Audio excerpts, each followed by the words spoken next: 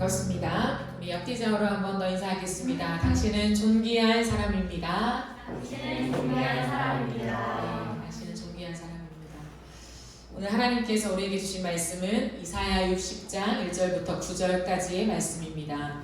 구약성경 이사야 60장 1절부터 9절까지의 말씀입니다. 다 찾으셨으며 한 절씩 교독하시고 마지막 절은 합독하겠습니다.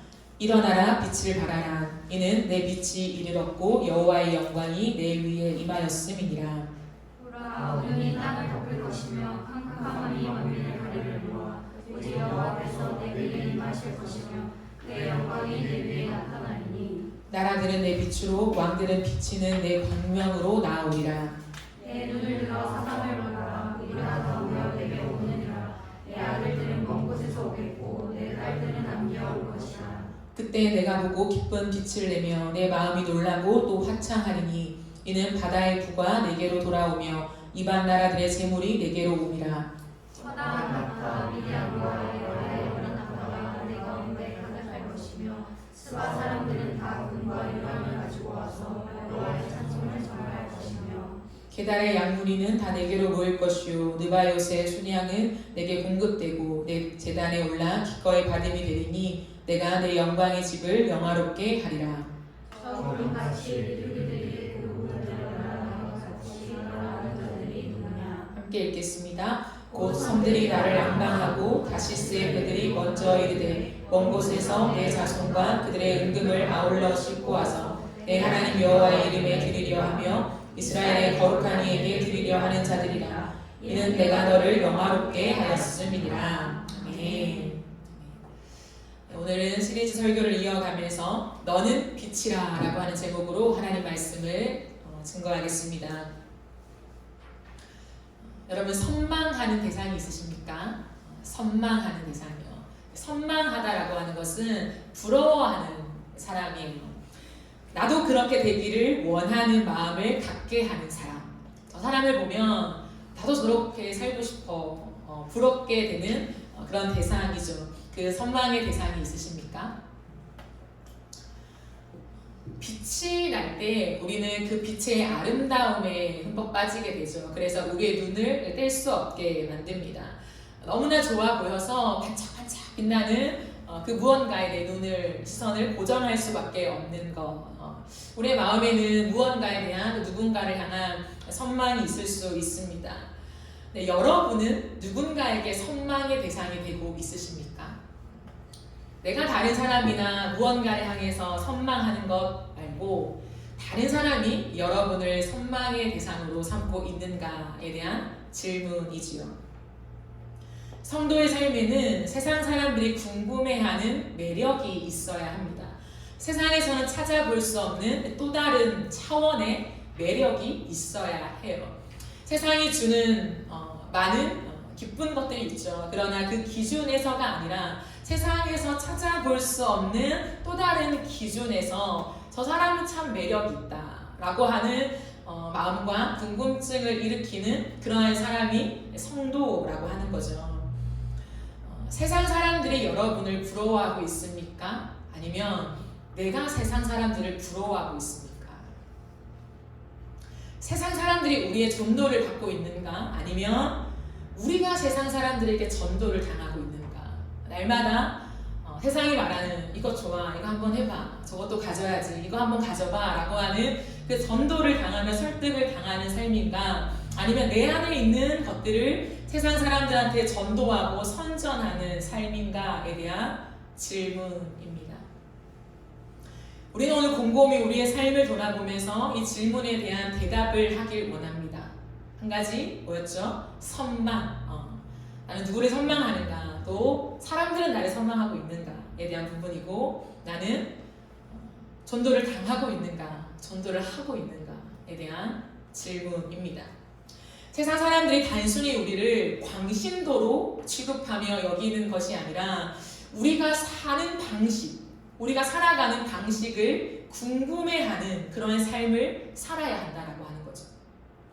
저 사람은 날마다 교회만 가고 뭔가 광신도 같아 라고 하는 것이 아니라요. 어떻게 하면 저 사람은 저런 삶을 살아갈 수 있을까? 저 방식은 도대체 어디에서 나오는 것일까? 라고 하는 궁금증을 일으키는 삶이요. 그렇기 때문에 세상에 많은 사람들이 삶이 힘들 때, 도저히 자신의 힘으로 문제를 풀 수 없을 때 생각나는 사람이 되어야 합니다.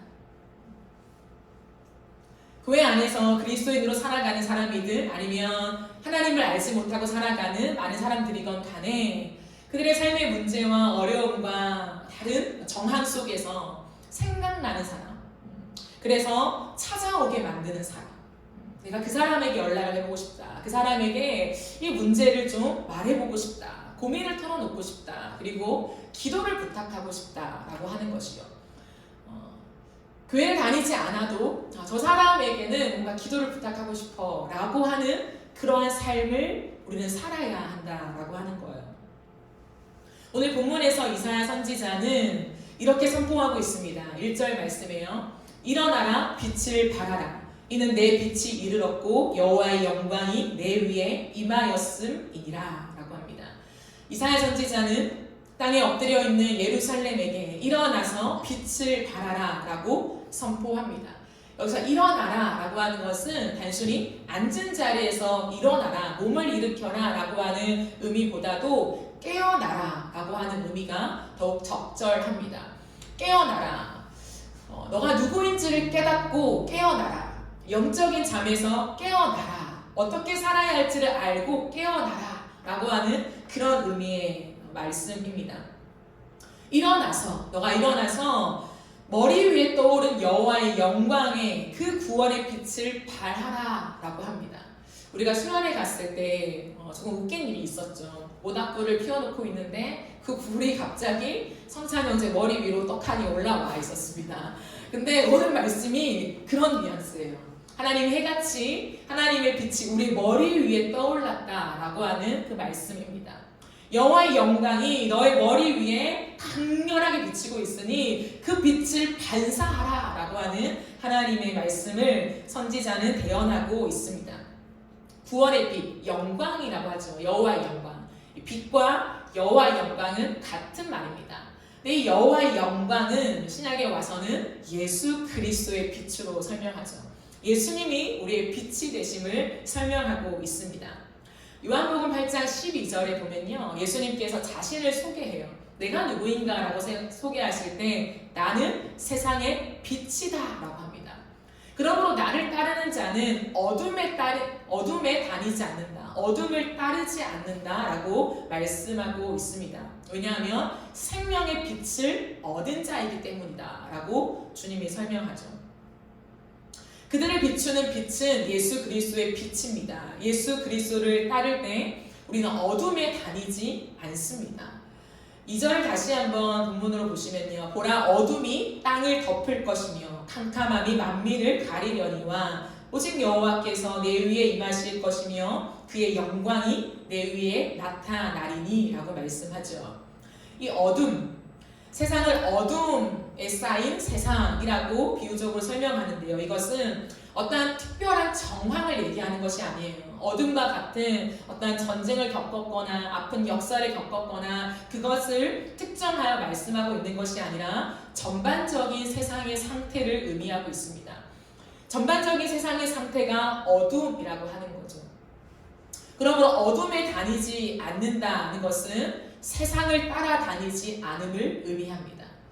더 이상 우리는 어둠에 다니지 않는다, 즉 세상을 따라 살지 않는 존재가 되었다라고 선지자는 선포하고 있는 것이죠.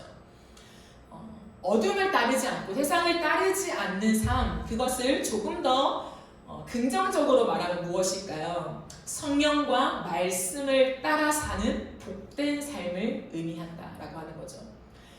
모든 사람들은 세상의 기준과 세상의 방식을 따라 살아가지만 이제 하나님의 백성들, 신약에 와서는 그리스도를 믿는 공동체인 교회는 세상의 기준과 방식을 따라 살지 않고 성령과 말씀을 따라 사는 복된 삶으로 걸어간다라고 하는 것을 이야기하고 있습니다. 우리가 에베소서 말씀을 살펴보았잖아요.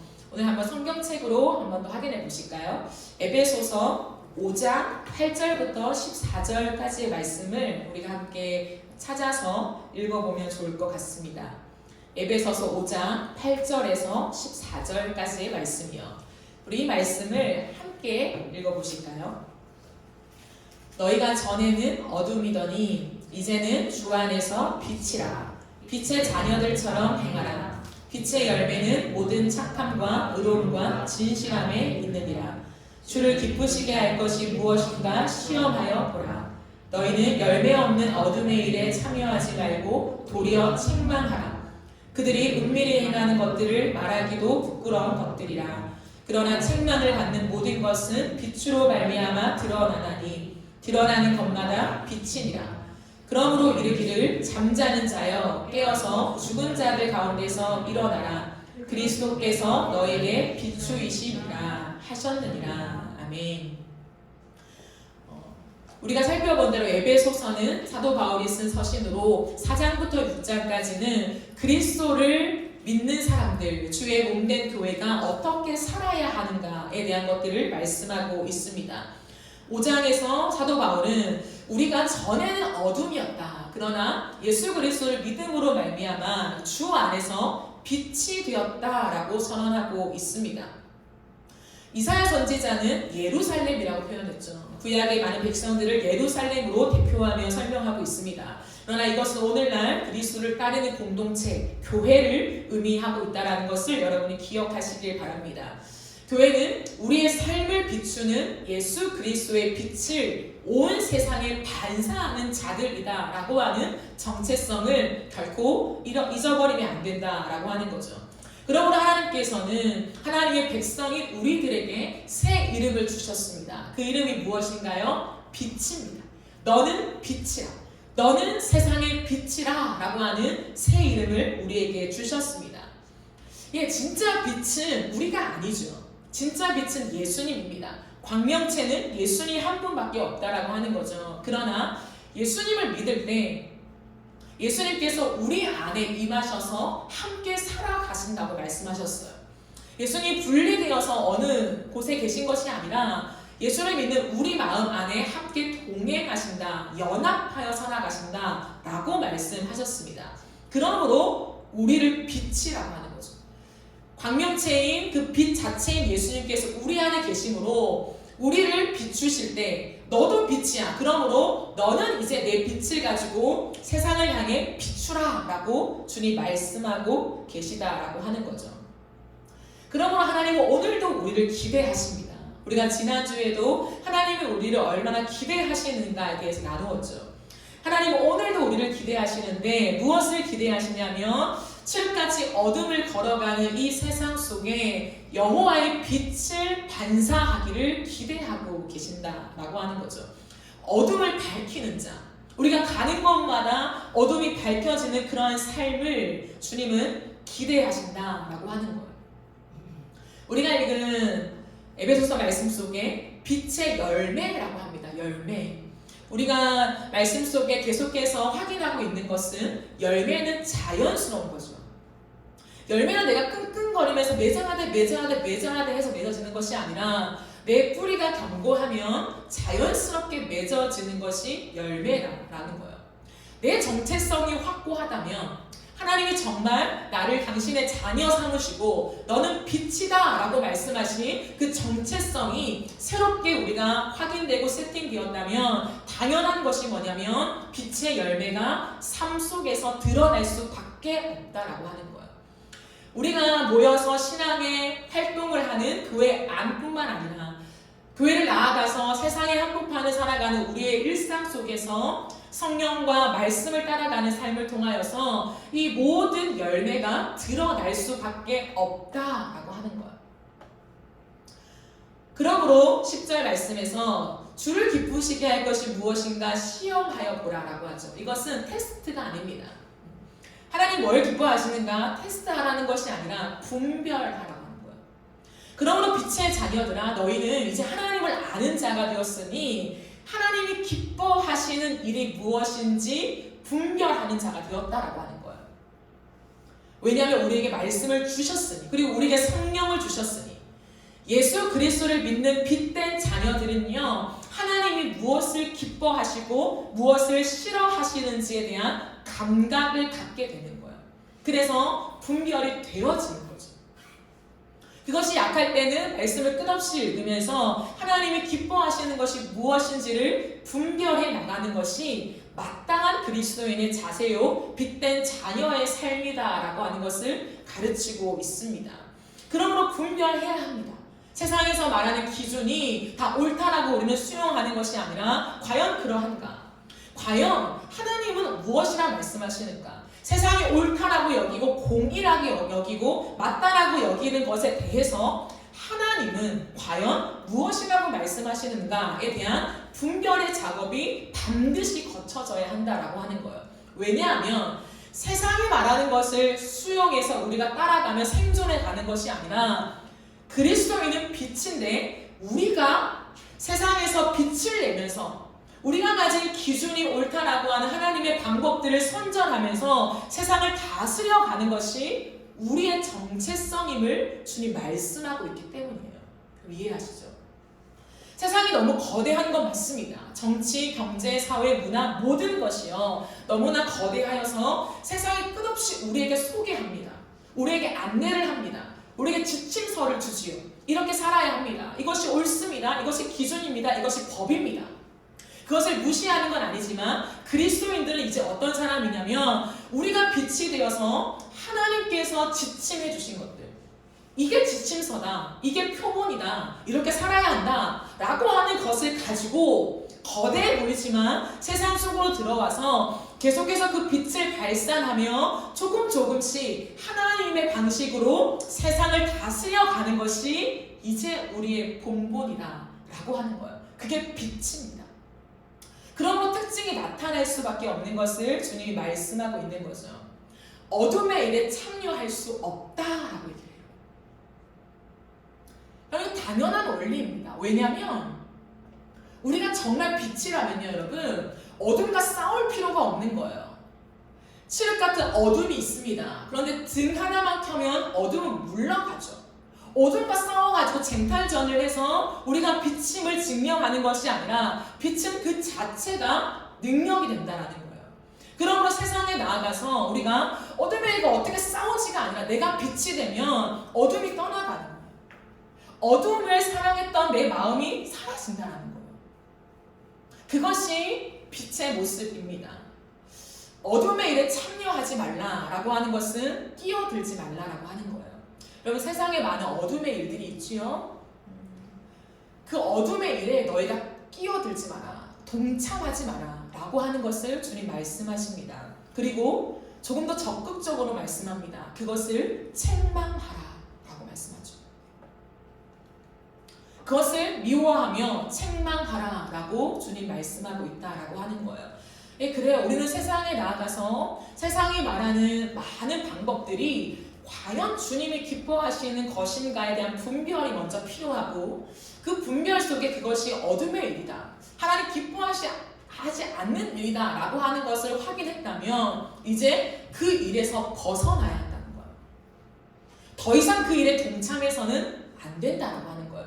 세상이 말하는 꼭 법에 위배되는 일이 아닐지라도 우리는 하나님 앞에서 편법이나 아니면 보이지 않는 손들이 움직이는 거나 우리끼리 통용되는 언어나 그러한 방식이나 이 모든 것들이 하나님이 기뻐하시지 않는 것이라면 이제부터는 그 모든 일들을 하지 않은 그것으로 나아가는 것이 너무나 자연스럽고 마땅하다라고 주님 말씀하고 있다라는 거예요. 그래서 우리는 하루하루의 삶 속에서 하나님 말씀 앞에 기준을 가지고 하나님이 과연 미워하시는 것이 무엇인가, 이건 어둠의 일이야, 다 나와 있거든요, 성경에. 그것들을 확인하며 다시 한번 우리를 세팅하고 세상을 향해 걸어 나아가야 한다라고 하는 거예요. 어떤 분의 이야기입니다. 이분은 대기업에서 오랫동안 있었던 분인데요. 대기업에 있다 보니까 조금씩 승진을 함에 따라서 세상의 방식들이 많이 요구되잖아요. 승진을 하기 위해서 그 기업에서 지금까지 내려왔던 전통이 있을 수 있고 그러한 방식들이 있습니다. 그 중에 하나가 술 대접이었다는 거죠. 근데 술을 대접하면 단순히 뭐 술만 가볍게 마시는 것이 아니라 그 술과 함께 조금 나아가서 가고 싶지 않은 곳으로 간다는 거죠. 그래서 무언가를 접대해야 되고 더 우리가 굽신거리면서 그분들의 비위를 맞춰야 되고 그런 문화가 일상이었어요. 그러다 보니까 이분은 깊은 고민에 빠지게 되었습니다. 어떤 고민이냐면 내가 계속해서 이 어둠에 일에 동참할 수 없는데 아직까지는 높은 지위에 있지만 그럼에도 불구하고 이 모든 것들을 이렇게 제거할 수 있는 그러한 힘까지는 없었던 거죠. 너무 많은 사람들이 그 문화를 즐거워하고 이미 익숙해져 있던 문화였기 때문에 그것을 거스를 수 있는 방법은 없었습니다. 근데 단 하나, 그렇다면 퇴사할 것인가? 과연 내가 지위를 올리기 위해 직분을 올라가기 위해서 이 일들을 그냥 어쩔 수 없이 참고 나만 술 안 마시면 되니까 이 문화들을 그대로 받아들이면서 갈 것인가? 아니면 퇴사할 것인가에 대한 고민 속에 한 가지의 질문은 뭐냐면 세상의 한가운데로 들어간다는 것이 무엇인가에 대한 고민이었어요. 그렇다면 예를 들어 크리스찬 기업에 가면 술 문화가 없겠죠. 좋은 조금 더 건강한 문화들이 있겠죠. 그러면 내가 이러한 세상의 한복판에 있는 하나님을 믿지 않는 기업에서 떠나와서 크리스찬 기업에 들어가든 아니면 이런 문화가 없는 조금 더 건강한 다른 기업이나 다른 일들을 찾아가든 그렇게 해야 하는가에 대한 고민 속에 그럼 그게 과연 세상의 한가운데 서는 건가에 대한 고민을 하게 되신 거죠. 그럼에도 불구하고 그 치열한 고민 속에 고뇌 속에 이분이 선택하신 것은 무엇이냐면 하나님이 기뻐하시지 않는 문화에서 떠남을 선택하셨어요. 우선순위다. 하나님이 기뻐하시지 않는 그 문화를 떠나와서 퇴사를 했대요.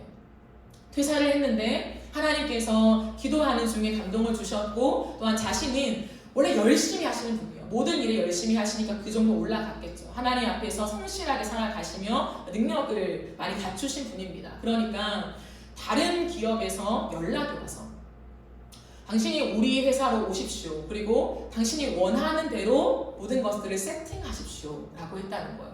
근데 그것이 크리스찬 기업이냐? 그렇지 않고 일반 기업이었다라는 거예요. 일반 기업인데도 불구하고 자신을 먼저 콜링해서 자신의 모든 능력 가운데 펼쳐가게 하시되 어떤 업무적인 일만이 아니라 활동하는 모든 행사적인 부분들까지도 권한을 위임하면서 당신이 알아서 하십시오 라고까지 했다라고 하는 거죠. 왜 그럴까요? 이분의 인품이나 이분의 능력이나 이분이 살아왔던 모든 삶을 알았겠죠. 그렇기 때문에 이 사람을 모셔가는 거예요.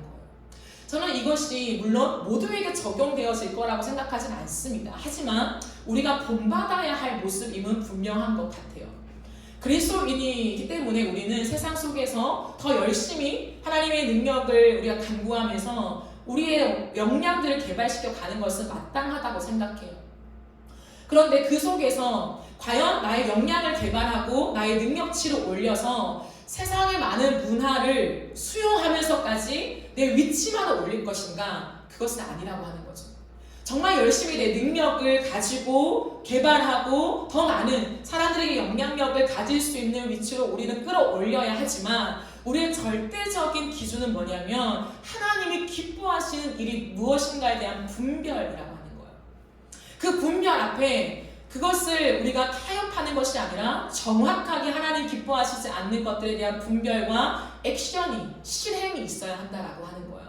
그렇다면 하나님께서 무조건 올려주신다, 높은 곳으로 우리를 다니게 하신다라고 하는 것이 아니라 내가 그 자리에 있어야 하는 사람이라면 하나님이 나를 향한 뜻이 조금 더 높은 자리로 올라가서 더 많은 사람들과 함께 영향력을 드러내며 나누는 것이 하나님이 나를 향한 뜻이라면 하나님이 방법들을 활용하셔서 그렇게 하고야 마신다라고 하는 거예요. 내가 반드시 이 회사에서만 살아남아서 이 회사를 떠나면 어떡하지? 두려움이 있을 수 있습니다. 하지만 하나님은 그것보다 훨씬 더 크신 분이라는 거예요.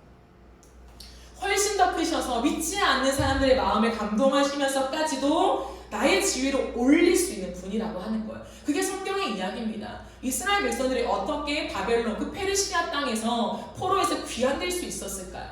그것은 고레스 왕의 이방인의 마음을 하나님 감동시키셔서 너희가 믿는 하나님께로 돌아가서 예배해라 라고 말하는 기적 같은 일들이 일어나는 거예요. 하나님은 그런 분이라는 거예요. 믿는 자의 마음만을 감동하시는 것이 아니라 필요했을 때에 따라서는 믿지 않는 사람들의 마음까지도 감동하셔서 하나님의 뜻을 이루고야 마신다라고 하는 거예요. 그때 우리가 점검해야 되는 게 뭐냐면 과연 이 고민 속에 이것이 내 욕망인가, 내 욕심인가, 아니면 하나님의 뜻인가, 그것을 반드시 점검해야 합니다. 내가 살아남아서 계속해서 이 문화를 수용하면서까지 올라가려고 하는 이유가 무엇인가 깊이 고민하면서 그게 정말 내 욕심인지, 아니면 진짜 하나님의 뜻인지. 근데 진짜 하나님의 뜻이라면 하나님이 기뻐하시지 않는 일을 하진 않더라고요. 어둠의 일에 참여하지 않더라고요. 그것이 빛의 마땅한 모습이다라고 하나님은 우리에게 말씀하고 있습니다. 그러므로 이 용기와 이 믿음이 우리에게 있어야 합니다. 세상이 우리를 초대하게 만드는 삶이 되어야 돼요. 우리가 세상을 부여잡고 이거 놓치면 죽어, 세상이 말하는 이것들을 내가 놓으면 내 모든 삶은 안정감이 없어질 거야 라고 생각하는 것이 아니라요, 우리는 하나님을 바라보며 나아갈 때에 오히려 세상이 우리를 불러주는 인생을 살아가야 한다라고 하는 거예요. 그것이 우리의 용기이며 우리의 당당함입니다.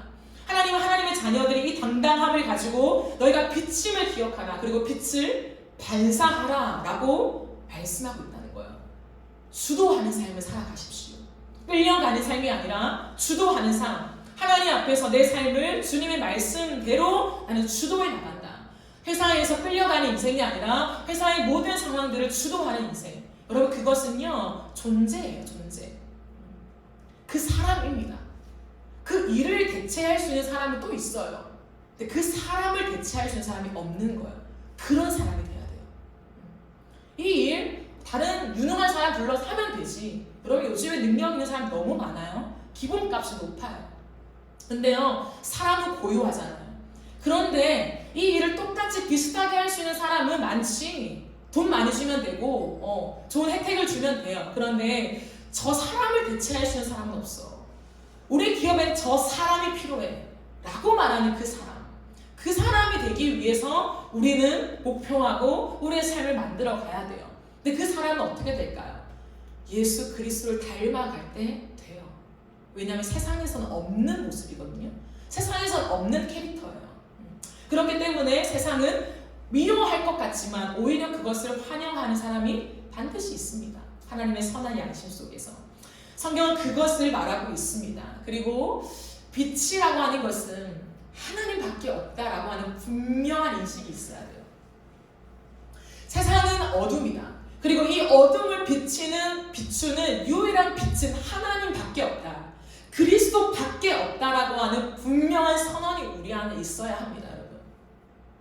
나 없어도, 하나님 없어도 세상에서는 빛이 있고 반짝반짝 거릴 수 있고 진짜 행복이 있고 진짜 평안이 있다? 여러분, 그렇게 살아가면요 세상에 끌려가는 인생이 될 수밖에 없어요. 하나님 나라의 백성의 정체성, 그리스도인들의 정체성은 뭐냐면 온 땅은 어둠이며 어둠에 뒤덮여 있으며, 그러나 그것을 어둠을 밝힐 수 있는 빛이 있는데 그 유일한 빛은 예수 그리스도밖에 없다라고 하는 분명한 믿음이 우리 안에 있을 때에 우리의 인생이 당당해지는 거예요. 왜냐하면 주님 말씀하십니다. 그 빛이 하나님이 그냥 온 땅에 비추는 것이 아니래요. 하나님은 하나님 비추시니까 내가 온 땅을 비추마라고 하시지 않고 하나님을 믿는 백성들, 교회에게 비추어서 그 빛을 반사하게 하겠다고 분명한 원리를 말씀하십니다. 직접 비추지 않으시겠대요. 하나님의 일반적인 원리입니다. 그러므로 여호와의 영광의 빛은 누구에게만 있나요? 그리스도인에게만 있다라는 거예요. 우리 머리 위에 그리스도의 영광이 있습니다. 우리 안에 그리스도의 영광의 빛이 있는 거예요. 그래서 그 빛을 반사해야만 세상의 하나님을 알 수 있는 거예요. 우리가 세상과 똑같이 살아간다면 세상은요 빛을 못 봐요. 빛을 못 보면 뭘까요? 어둠의 일만 늘어나는 거예요. 쓰레기가 있어도 쓰레기를 못 봐서 계속 쓰레기를 쌓아놓는 것처럼요, 세상은요 그 죄가 죄인 줄도 모르고 이제는 그 죄를 통용하는 법까지 만들게 됩니다. 세상의 법이 기준이 되면요, 우린 다 무너지는 거예요. 죄가 죄를 낳고 어둠이 어둠을 낳으면서 죄가 아닌 시대가 계속 오고 있습니다. 이건 이제 죄가 아니야. 그게 왜 죄야? 그건 문화지. 살아가는 방법이지. 시대의 트렌드지. 그렇게 어둠이 어둠을 낳고 어둠이 법을 만들며 세상의 기준과 절대적인 가치가 되어가는 이 세상의 한복판에서 그 어둠을 비추는 유일한 존재는 누구냐면 저와 여러분이라는 거예요. 저와 여러분이 그 세상 가운데 들어가서 아니야, 이것은 옳은 것이 아닙니다. 이것은 우리를 진짜 살릴 수 있는 길이 아닙니다. 당장은 우리의 배를 불릴 수 있고 우리를 만족시킬 수 있는 것이지만 이것이 진짜 사람을 살리는 것이 아닙니다. 이게 진짜 다음 세대를 살리는 길이 아닙니다. 라고 하는 것을 비추어줘야 그 곡 가운데 다시 한번 사람들이 이것이 아닌가? 고민을 하게 된다는 거예요. 정말 그래? 뭐지? 이거 당연한 줄 아는데 당연한 게 아닐 수도 있겠구나 라고 하는 정도는 간다는 거예요. 그 역할들을 우리는 해야 돼요. 저는 이것을 방파제 역할에 비유합니다. 제가 하나님 앞에서 항상 하나님 제가 방파제와 같은 인생이 되게 해주십시오 라고 기도를 하거든요. 세상의 많은 것들이 바다라고 비유한다면 그 바다의 물이 확 들어오잖아요. 홍수가 나면 확 들어옵니다. 그런데 그 방파제는 뭐냐면 그 물이 사람들이 살아가는 그 생명의 지장이 없도록 막아내는 그 역할, 그 도구를 하는 게 방파제예요. 방파제 끝없이 물살이 부딪히죠. 거센 파도가 부딪힙니다. 근데 방파제는 그것을 온몸으로 막아내면서 사람의 생명을 살려내죠. 그게 그리스도인이라는 거예요. 세상에 거대한 물살이 우리 안에 계속해서 들어오고 있습니다. 파도가 덮쳐오죠. 근데 우리의 삶이 방파제가 되어야 한다는 거예요. 수용하는 인생이 아니라 그래 이것도 문화지. 그래 맞아. 괜찮아. 이게 살아가는 삶의 방식이지. 사람 사는 게 다 거기서 거기지 라고 하는 것이 아니라 막아서서 아니야 이것은 하나님 기뻐하시지 않는 일이야. 아니 이것은 어둠의 일이야. 아니 이것은 결국에는 궁극적으로는 사람을 죽이는 일이야. 우리나라를 망하게 하는 길이야 라고 하는 것으로 막아서는 인생과 삶이 될 때에 적어도 하나님께서는 누군가를 살려낸다는 거예요. 지금까지의 수많은 일들 속에 우리가 계속 그 일을 해왔잖아요. 그 대표적인 것이 무엇입니까? 자연의 붕괴이잖아요. 자연의 망가짐이잖아요. 내 편리함, 내가 원하는 거, 내가 만족하는 것들을 끝없이 사용하고 내 이익을 위해서 기업들이 계속해서 가다 보니까 결국에는 온 자연이 파괴되어 버렸잖아요. 그런데 누군가는 방파제 역할을 하고 있다는 거예요. 제가 보니까 미국에는 분리수거가 없잖아요. 음식물, 모든 것들을 함께 플라스틱 함께 그냥 일반 쓰레기 다 버려놔요.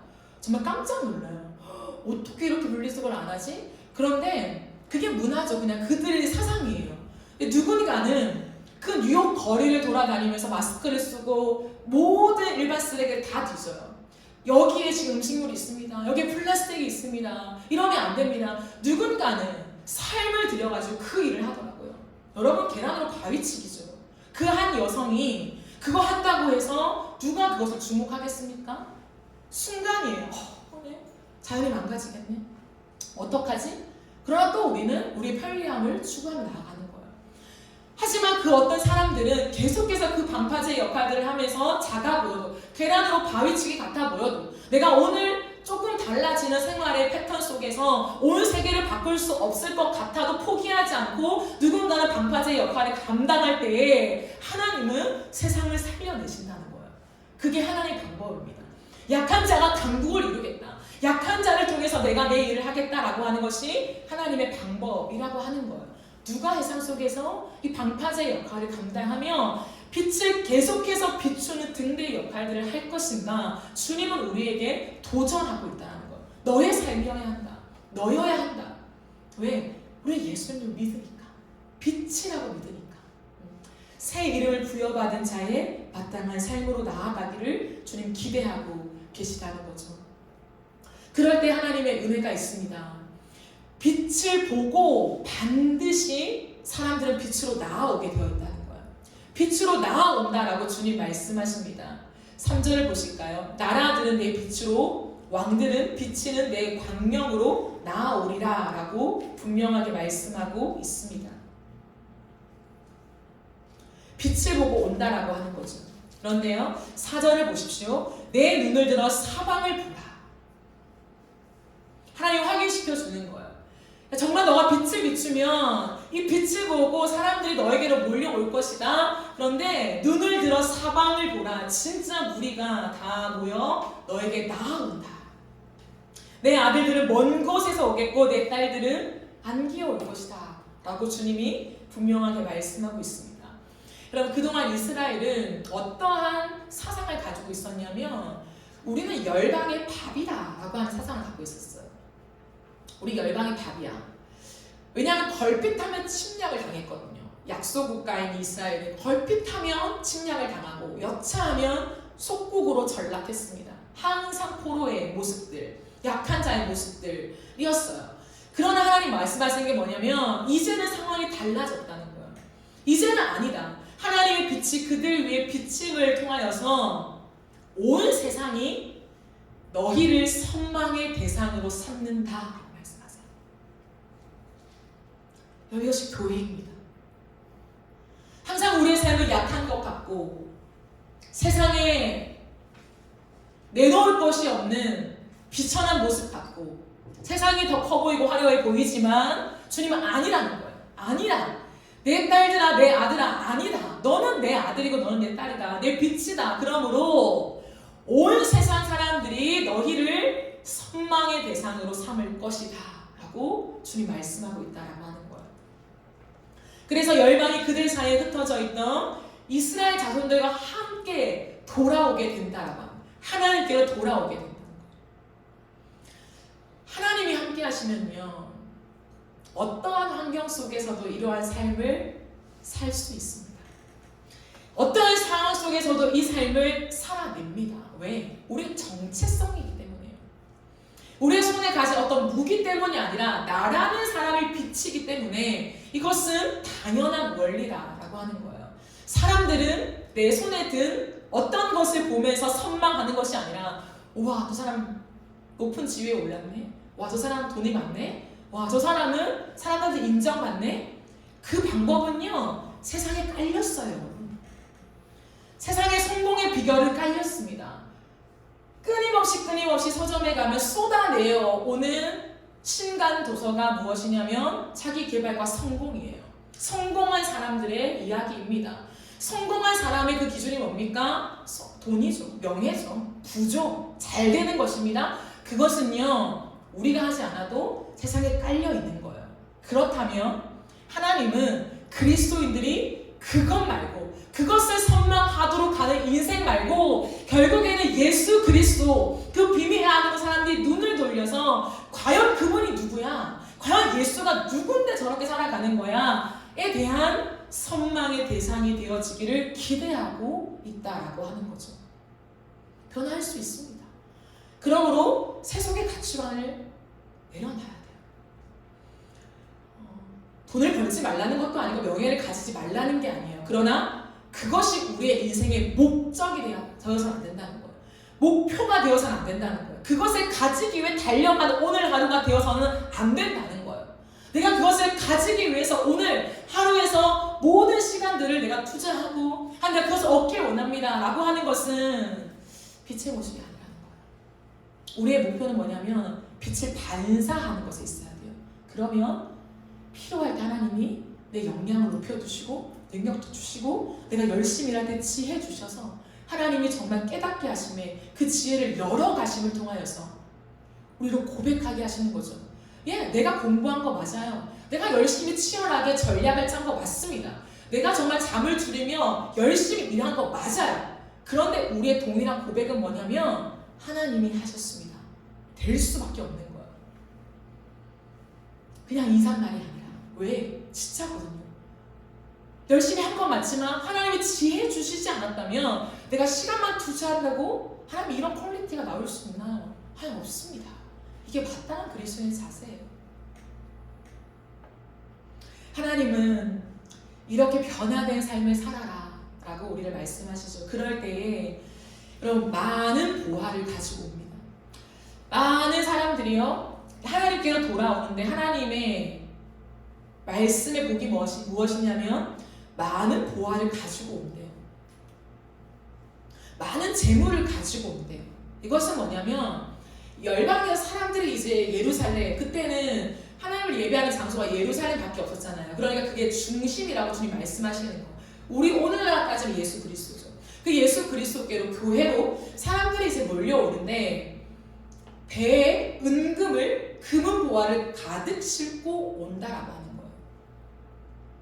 시온까지 향해 오는 그 모습들을 주님은 말씀하고 있습니다. 여러분 예전에요 이 하나님의 명성 많은 신들이 있지만 이스라엘이 믿는 이 하나님, 이 여호와 하나님, 야훼 하나님에 대한 이 엄청난 하나님의 영광들이 이방 땅에 전해졌을 때에 그 사람들 잘 살았어요. 잘 살았는데 하나님, 이 여호와 야훼 하나님이 일하심은 자기가 믿는 신에 비할 것이 아닌 거예요.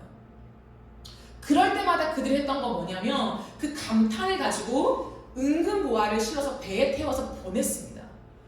너희 하나님 정말 대단하다. 이스라엘을 위해서 일하신 그 하나님의 은혜가 너무 대단하다라고 실었어요. 왜냐하면 그것이 자신이 살아가는 방법이라고 믿었어요. 이거예요. 이방인들은요 그때 문화가 너무나도 이 신적인 문화에 너무 붙잡혀 있었기 때문에 자기의 신을 버리진 않아요. 자기가 믿는 신이 있습니다. 자기 나라의 신이 있어요. 그런데 다른 나라의 신을 인정합니다. 자기가 신을 믿으니까요. 자기가 믿는 신만 고유해라고 생각하지 않아요. 내 신도 믿지만 다른 열방의 신들을 인정해요. 그런데 그 신이 엄청난 일들을 하잖아요. 그랬을 때는 혹여나 그 신이 더 강해서 우리를 칠까봐 두려워하는 거예요. 이해되시죠? 그래서 은금 보화를 보내어서 그것들을 인정해주고 맞다라고 해주면서 함께 박수를 쳐줍니다. 대표적인 게 솔로몬 왕 때였죠. 솔로몬 왕 때 그 명성이 어마어마했어요.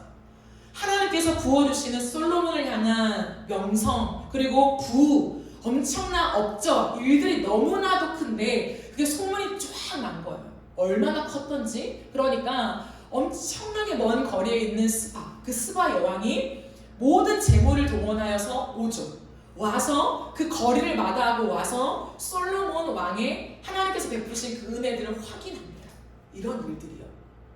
그렇기 때문에 하나님은 이 역사들이 일어날 것이다 라고 말하는 거예요. 무엇입니까? 교회가 교회될 때, 우리가 세상에 나아가 빛이 될 때에 세상에 하나님을 믿지 않던 많은 사람들, 다른 신들을 우상을 섬기며 살아갔던 많은 사람들이요 놀랍게 우리를 통해서 하나님께로 돌아오는데 은금을 가지고 돌아올 것이다 라고 얘기를 해요. 하나님 우리를 높여주신다는 거예요. 아까 제가 예를 든 것처럼 돈을 더 주면서까지, 연봉을 더 주면서까지 그 사람을 스카우트하면서 너가 믿는 그 하나님 때문에 너의 존재가 변화됐냐? 놀랍다 라고 하면서 그 사람을 대우해주게 되는 일들도 일어날 뿐만 아니라 이건 한 예죠. 어마어마하게 하나님께서 내가 취할 수 없는 부와 재물을 다른 사람들을 통해서 거두어 드리게 하는 일들을 하신다라고 하는 거예요. 여러분 이것을 통해서 우리가 반드시 알 게 무엇입니까? 세상의 모든 부와 세상의 모든 명예와 권력이 하나님께 있다라고 하는 거예요. 세상에 돈을 모으는 거요. 세상에 있는 것 같죠. 돈은 세상에 있는 것 같고 교회는 돈이 없는 것 같아요. 그래서 교회는 항상 그 딜레마에 빠지죠. 세상에 있는 돈을 어떻게 가지고 올 것인가. 근데 그렇지 않다는 거예요. 우리의 패러다임의 전환이 필요해요. 믿음이라는 것은 뭐냐면 세상의 모든 것이 여호와 손에 있는데 부가 여호와의 손에 있다는 거예요. 세상이 높아 보이고 부를 다 가지고 있는 것처럼 독점하고 있는 것처럼 보여서 우리는 그 밑에 굽신굽신 거려서 그 부를 받아서 살아가는 생존자처럼 보이지만 그렇지 않단다. 하나님의 백성들아 깨어나라. 일어나라. 왜 그런 생각이 사로잡혀 있냐? 내가 하나님이다. 온 열방을 다스리는 여호와 하나님이다. 부는 내 손에 있다. 라고 주님 말씀하시는 거예요. 그 부를, 여기에 있는 부를 내가 여기로 옮길 수 있다고 말하는 거예요. 너에게 부가 필요하냐? 그렇다면 너가 이 부를 가지기 위해서 세상에 굽신거리고 엎드려 절에서 얻어내는 것이 아니라 왜 무릎 꿇냐는 거예요. 무릎 꿇지 마라. 내 앞에 무릎 꿇을 때 너에게 그 부가 필요하다면 내가 내 명성을 위해서라도 내 이름을 위해서라도 여기 있는 불을 끌어다가 너에게 줄 것이다 라고 주님 말씀하신다는 거예요. 주객이 전도되면 안 돼요. 그러니까 우리는 불을 가졌을 때 하나님께 영광입니다 라고 말하는데 결국엔 뭡니까? 비법을 얘기하는 거예요. 내가 어떻게 이 불을 가졌나, 내 비법을 공개하는 거예요. 끝없이 이렇게 하면요 이 불을 가질 수 있고요, 이렇게 세상에 성공할 수 있어요. 여기다 믿음을 희석시키죠. 그거 아니에요. 하나님의 원리는 뭐냐면 하나님 앞에 무릎 꿇을 때 정말 하나님만이 이 세상의 모든 재물과 부를 가지고 있는 유일한 하나님이라는 것을 인정하며 하나님께만 무릎 꿇을 때 하나님이 우리에게 세상의 많은 것들을 다 쓸어서라도 내가 너에게 주마, 너의 앞에 놔둘게 라고 하시는 것이 하나님이에요. 그러니 우리가 세상 속에 생존하기 위해, 살아남기 위해 비겁한 방법을 선택하면 안 된다는 거예요. 세상에 살아남기 위해서 내가 불을 가지기 위해서 하나님의 방법을 조금 뒤로 하고 내가 편법을 쓰면 안 된다는 거예요. 진짜 하나님 뜻대로 살아갈 때, 그리고 내 욕심이 아니라 내가 성공하고 싶은데 하나님 이름을 싹 넣어서 내가 성공하면 하나님께 이만큼 드릴게요, 하나님 이 정도 할게요, 하나님 나라를 위해 정말 내가 이거 드릴게요, 그것이 아니라 진짜 깨끗하게 하나님이 주신, 선영아 너에게 준 내 마음은 너가 세상에 좀 더 높이 올라가서 영향력을 드러내는 거야. 내가 너에게 불을 줄 건데 그 불을 가지고 나의 방식으로 세상 가운데 흘려보내며 아름답게 돈을 쓰는 방법들을 보여주는 거야 라고 하는 게 하나님이 나를 향한 부르심이라면, 하나님 뜻대로 걸어가면 하나님이 그 분은 모아줄게 라고 하는 거야. 세상의 은근 보화를 배에 태워서 너 앞에 배달시켜 줄게 라고 하는 거예요. 이 하나님 믿으십니까 여러분? 이 하나님을 믿으라는 거예요. 이 하나님을. 왜? 하나님은 항상 그래요. 오늘 9절에도 그랬죠. 마지막이 뭡니까? 내가 너를 영화롭게 하리라. 7절도 보십시오. 내가 내 영광의 집을 영화롭게 하리라. 무엇입니까? 하나님의 영광이에요. 내가 너를 영화롭게 하면서 하나님의 이름을 높여주는 거죠. 결국에는 하나님 우리의 부르심을 이루시면서 하나님의 하나님 되심의 영광을 놓치지 않으십니다. 그게 하나님이에요. 그렇기 때문에 우리를 비굴하게 놔두지 않아요. 비참하게 놔두지 않아요. 하나님의 영광이라면 하나님은요 돈을 주실 것이고, 우리가 돈이 없는 가운데 하나님의 영광을 나타내야 한다면 비굴한 인생이 아니라 빛을 발하는 인생이 될 거예요. 여러분 가난하다고 비굴하나요? 비천하나요? 세상의 인식이에요. 그렇지 않습니다. 오히려 세상 사람들은요 정말 성공해서 떵떵거리면서 자신의 성공의 비법을 말해주는 사람보다 아무것도 가진 것이 없지만 그 속에서 평안과 감사와 기쁨을 유지하는 사람을 더 신기하게 여겨요. 거기에 더 주목합니다. 거기에 진짜 진리가 있다라고 하는 것에 귀를 기울이게 된다라고 하는 거예요. 그러니 불을 쫓지 마십시오 여러분. 세상은 불을 얘기합니다. 근데 왜 그리스도인들은 불을 쫓습니까? 불을 쫓는 게 그리스도인이 아니에요 여러분. 부르심을 쫓는 게 그리스도인입니다. 부르심이 무엇인가를 확인해야 돼요. 하나님 돈 주세요, 돈 주세요, 돈 주세요가 아니라 하나님 나를 향한 부르심이 무엇입니까를 확인해야 돼요. 그것이 세상에 나아가 너가 정말 정복해라 라고 한다면 주신다니까요. 그리고 하나님 말씀하십니다. 그 사람들이 조금 더 나아가 그분의 백성이 되기 위해 온다는 거예요.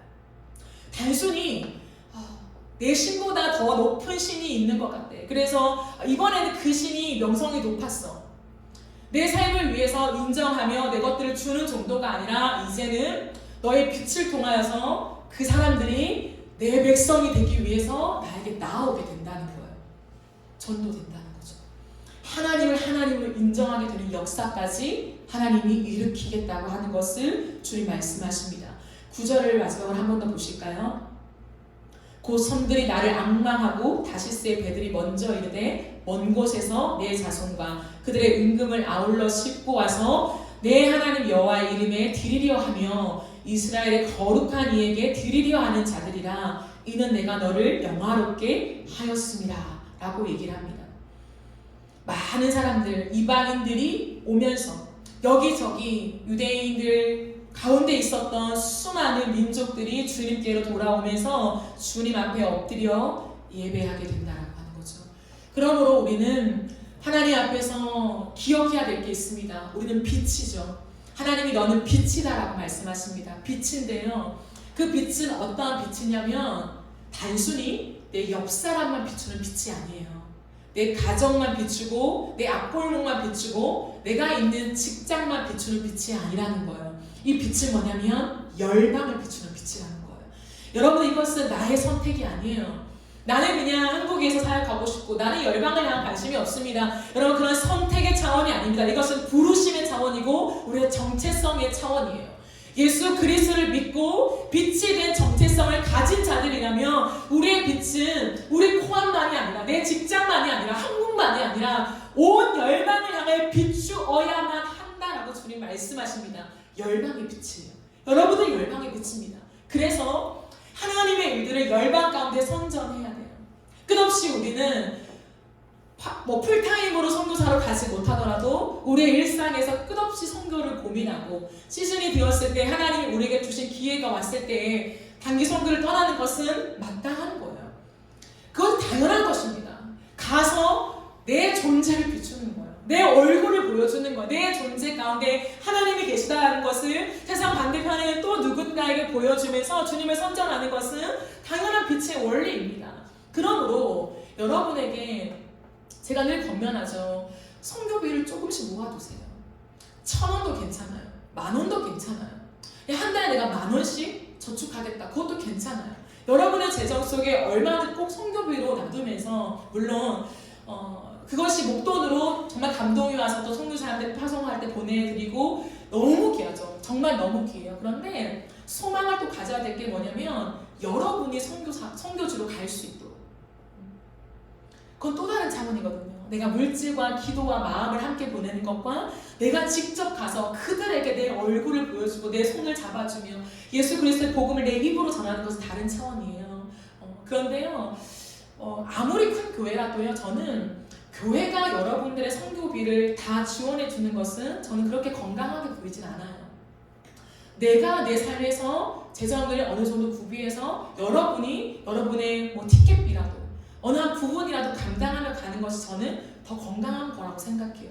내 삶에서 떼어내는 거죠. 그것이요, 일상의 선교사가 되는 방법이에요. 내 일상에서 돈 쓸 것이 많죠. 여러분도 헌금도 많이 하시고 다 알아요. 그런데요, 그럼에도 불구하고 내 삶이 선교다라고 하는 것은 또 한 부분, 그러니까 큰 금액이 아니라 작은 금액이라도 여러분의 수준 안에, 재정 안에서 모을 수 있는 것이라면 또 한켠에 계좌나 어떤 한 목록을 마련해서 차곡차곡 쌓아가세요.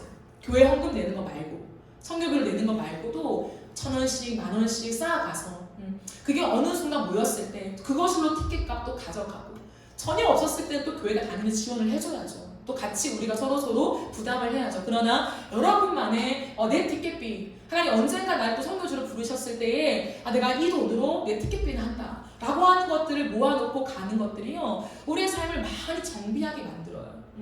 그러므로 우리는 열방의 빛이라는 것을 잊으면 안 됩니다. 하나님이 누군가에게는 우리의 얼굴을 보여주기를 원하세요.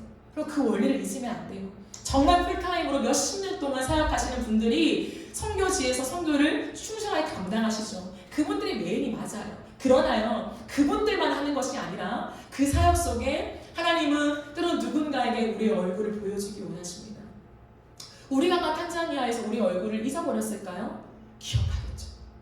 선교사님이 그렇게 매일매일 사역을 하시잖아요. 사랑으로 사역하시지만 선교사님이 계시니까 이렇게 생각할까요? 저는 그렇지 않다고 생각해요. 그들에게 선교사님들을 통해 받는 은혜와 그 따뜻함과 하나님의 사랑이 너무 크지만, 그 복음이 너무 크지만 그들은 이따금씩요, 우리 얼굴을 떠올릴걸요.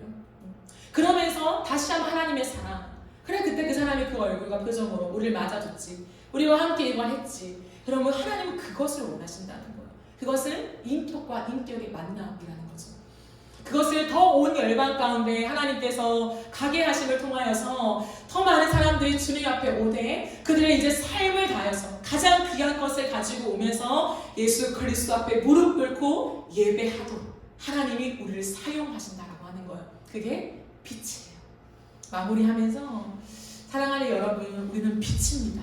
여러분 빛이에요. 그것을 기억합시다. 너무 주눅들게 살아가지 말고 치열하게 살아가는 이 세상의 한복판 맞습니다. 그러나 너무 속에 탈진하지 말고, 내가 왜 이렇게 열심히 살아가지? 내가 왜 아등바등 내가 그 일을 이루려고 지금 달려가지? 내가 왜 이 정도의 능력은 내가 해내려고 내가 이렇게 고뇌하며 많은 정보들을 막 수집하고 참고하면서 내가 가지? 그 목적을 잊으면 안 된다는 거예요. 나는 빛이기 때문이에요. 돈이 목적이 되면 절대 안 돼요. 빛이 되는 것이 목적이 될 때에 우리 부르심 따라 하나님은 내가 하나님 말씀 따라 살아가다가 하나님께서 쓰시는 비용 중에 내가 만약에 100만 원밖에 1000만 원밖에 못 모았어요. 2천만 원이 필요해요. 그 1000만 원은 어디를 통해서도 채워주십니다. 이게 하나님의 원리예요. 그거 못 믿으면 교회를 이루지 못해요. 그걸 못 믿으면 기독교인들이요 세상과 다른 삶을 못 살아요. 비슷한 삶을 살아요. 유사한 삶을 살아갑니다. 근데 구별된 삶을 주님은 살아가기를 원하시는데 그것은 부르심이에요. 주님, 내가 분별하여 하나님 말씀대로 살겠습니다. 그렇다면 하나님이 채워주실 줄 믿습니다. 재물이 어느 순간 내 앞에 와 있는 그거 경험해 봐야죠. 하나님 주세요. 10,000원, 20,000원? 째째한 건 아닙니다. 우리의 부르심을 가기 위해서 100만 원, 500만 원, 1000만 원, 5천만 원 필요하면 주시더라고요. 저한테는. 주세요. 근데 그것이 내 욕심으로 내가 배불리기 위한 게 아니라 하나님의 빛을 하나님이 하셨습니다. 하나님 살아계십니다. 지금 교회를 세우시는 분은 하나님이십니다. 이거 얘기하게 하기 위해서 당신의 명성을 위해서 거기 갖다 놓으시더라고요. 제 앞에 갖다 놓으시더라고요. 그럼 그거예요. 그게 교회의 당당함이에요. 사는 방식입니다. 그리스도인이 사는 방식으로 살아가십시다. 세상이 사는 방식 말고 하나님의 백성들이 살아가는 그 방식으로 당당하게 말씀의 기준대로만 분별하여 살아갈 때 하나님이 온 열방의 은금제물도 우리 앞에 가져오게 하시며 모든 사람들이 주님 앞에 무릎 꿇게 하시며 그리스도의 이름을 높이는 그 영광의 예배를 우리를 통하여 받게 하실 줄 믿습니다. 그런 삶을 저와 여러분이 살아가시길 예수님의 이름으로 축복합니다. 아멘. 우리 함께 찬양하며 기도합시다.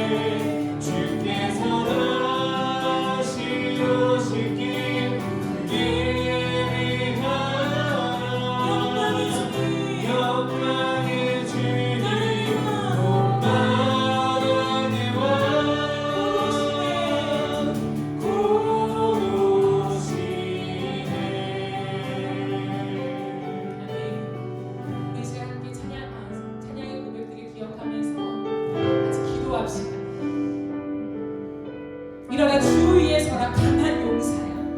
너는 작지 않다. 강한 용사다라고 주님 말씀하십니다. 세상 속에 기죽어 살아가는 것을 주님 너무 안타까이 여기세요. 내 자녀인데 세상 속에 왜 귀가 죽냐? 왜 세상 앞에 굽신거리냐? 왜 무릎을 꿇냐? 왜 돈을 따라가냐? 왜 재물을 따라가냐? 주님 너무 안타까이 여깁니다. 주의 영광이 내 영광이 너의 위에 너의 머리 위에 머물렀으니 일어나라. 싸워라. 나의 방식으로 세상과 나아가라. 주님 말씀하십니다. 네, 하나님 그렇게 하겠습니다. 하나님 나는 빛입니다. 열방의 빛입니다. 하나님 나를 향한 부르심을 이루게 해주시고 하나님 그 부르심에 재물이 필요하다면 하나님이 가져다 놓으실 거예요. 하나님이 주실 것입니다. 걱정하지 마십시오. 하나님을 두려워하며 하나님을 믿으며 하나님의 방식대로 살아갈 때 모든 것을 더하마 그리고 열방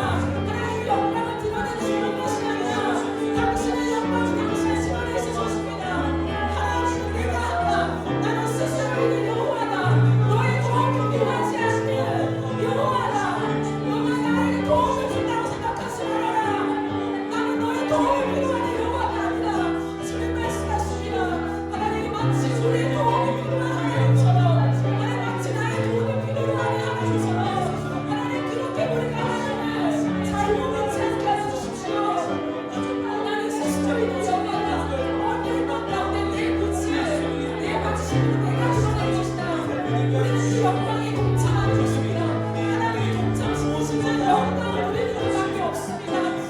예수님, 아름다운 돈을 쫓지 않게 하시고 부르심을 쫓게 하여 주옵소서. 하나님, 가난한 영혼 비천하게 피곤하게 만드시는 아버지를 하나님 압니다. 아버지 그러기에 정신을 차리게 하시고 깨어나게 하여 주옵소서. 일어나 빛을 발하라. 일어나라. 내 자녀들이야 일어나라. 세상 가운데 믿음을 살지 말고 끌려다니지 말고 일어나라. 일어나라. 일어나라. 하나님 일어나라 말씀하십니다. 주여 주여 아버지 방식을 묵상하며 숙지하며 하나님 찾아가게 하여 주시옵소서. 하나님 주의 방법을 지키며 나아갈 때에 하나님 그 방법을 나의 절대 정리 영원한 죄인이 하나님께서 우리의 세상을 도와주셔 그 부르심을 이루실 것을 믿습니다. 내 욕망을 위해 가지 말고 하나님의 부르심을 따라 가는 인생이 이루어지기를 원합니다. 기쁨 모아서 내 앞에 놓여지는 것이다. 주여 주여 주의 사랑 하나님 용서여 주의 말씀하십니다. 주여 마지막에 하나님 말씀 심하게 살아가면서 다시 오신 주님을 바라보며 하나님 우리가 주님 앞에 나아가기를 원합니다. 하나님 주님 필요하다며 무엇이 우리의 부르심이 맞다며 하나님 반드시 주시는 하나님이신 믿습니다. 아버지여 하나님 앞에 우리가 붙잡힌 바 되어서 우리의 삶을 살아가기를 원합니다. 온 열방이 주께 돌아와 주님을 예배하는데 우리가 쓰임받게 되어지는 간절히 원합니다. 온 열방이 주께 돌아와 하나님 예수 그리스도의 이름 앞에 영광 돌리게 되시길 믿습니다. 하나님 그 은혜를 우리의 허락하여 주시고 그 경험들이 쌓여가게 하여 주옵소서. 하나님 우리가 주님의 삶을 살아가지고 하나님께로 더 중요한 것은 하나님의 복대로 살아가는 것입니다. 하나님의 복대로 하나님의 비중대로 살아가는 것입니다. 그래야 하나님 보게 하시고 당신의 영광을 하나님의 손을 보게 하십시오. 하나님 어떻게 일하시는지 보게 하십시오. 하나님 모든 운동을 내가 너 앞에 갖다 주겠다. 소영아 내가 너 앞에 갖다 주겠다. 하나님 그것이 하나님의 뜻이 하시라면 필요한 것들도 하나님 주심을 믿습니다. 어떠한 소식을 준비해서라도 하나님이 주심을 믿습니다.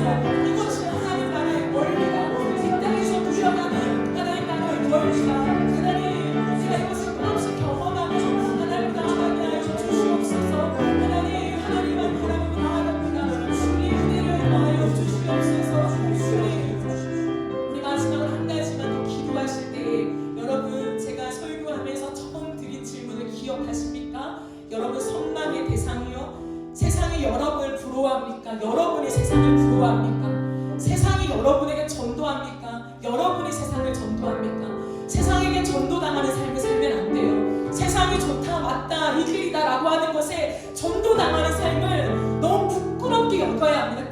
그것이야말로 진짜 비굴한 삶이에요. 예수 그리스도를 가졌는데 온 열방의 주인 되시는 온 부의 주인 되시는 하나님을 가졌는데요. 여러분 우리가 세상의 것들에 이 어둠의 것들에 우리가 전도를 당하다니 말이 안 되잖아요. 그래서 다시 한번 기도할 때 하나님 내 영적인 자존심을 지키게 하여 주십시오. 내 영적인 체면을 지키게 하십시오. 하나님 내가 영적으로 바르게 서서 하나님 내가 전도 당하는 것이 아니라 전도하는 인생이 되어지게 하시고 세상을 부러워하는 인생이 아니라 세상 사람들이 내가 사는 방식을 궁금해하면서 나를 그리고 그리스도를 선망의 대상으로 삼을 수 있는 하나님 그런 삶을 살아갈 수 있도록 내 일상 가운데 성령 하나님 이끌어 주시옵소서. 나와 동행하여 주시옵소서. 주의 안에 계시면 기도하며 나갑니다.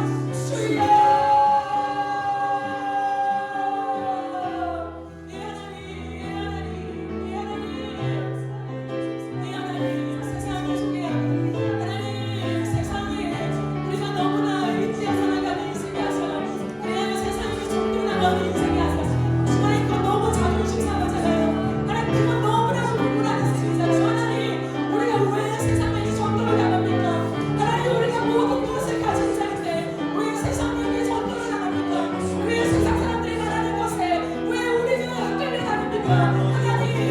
하나님 가장 아름다운 예수를 가졌고 하나님 온 열방의 주인 되시는 주님을 우리가 소유의 것만 온 부와 온 재물이 주님의 것이로다.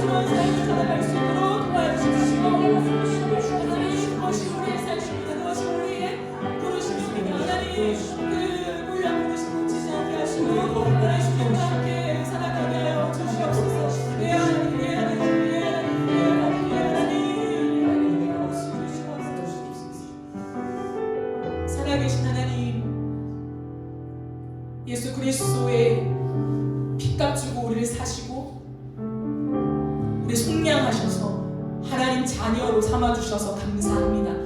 그리스도인이라고 하는 영광의 이름을 주시고 너는 물된 동산이다, 너는 빛이라 말씀해 주셔서 너무 감사합니다. 하나님, 우리가 세상의 열방의 빛이라고 우리에게 말씀하시며 그 역할을 감당하기를 기대하시는 주님, 우리를 기대해 주셔서 너무 감사합니다. 하나님, 진짜 비굴한 것은 가난함이 아니라 세상에 끌려다니는 인생임을 기억하게 하십시오.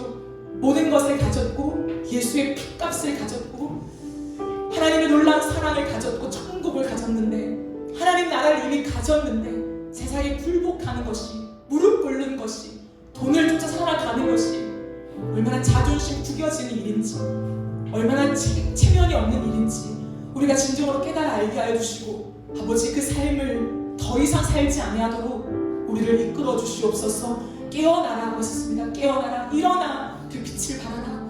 하나님, 우리가 그 빛을 발하는 삶으로 살아갈 때에 우리에게 필요한, 하나님 우리에게 말씀하신 그 부르심을 이루기 위해 필요한 모든 것을 내가 너에게 더하여 주겠다, 모든 것을 더하여 주겠다 주님 말씀하십니다. 그것을 믿으며 우리의 인생이 더 이상 우리의 욕심을 따라 하나님을 섬기는 인생이 아니라 하나님의 부르심을 따라 나아가는 복된 인생 될 수 있도록 역사하여 주시옵소서. 한 주간 새로운 인생을 살아갈 때에 하루하루 동행하시고 성령과 말씀이 이끄는 복된 삶, 하나님 나를 누려가는 삶, 너무 감사하고 평안한 삶, 자유하는 삶, 그 삶을 우리가 살아갈 수 있도록, 또한 이거구나, 이게 이렇게 살아가는 거구나, 하나님 나를 누리는 것이 이거야, 하나님 이 은혜가 우리 안에 감탄사처럼 터져나오는 일상 될 수 있도록 복의 복을 더하여 주시옵소서. 감사드리며 예수님의 이름으로 기도드립니다. 아멘. 찬양하면서 봉헌하겠습니다.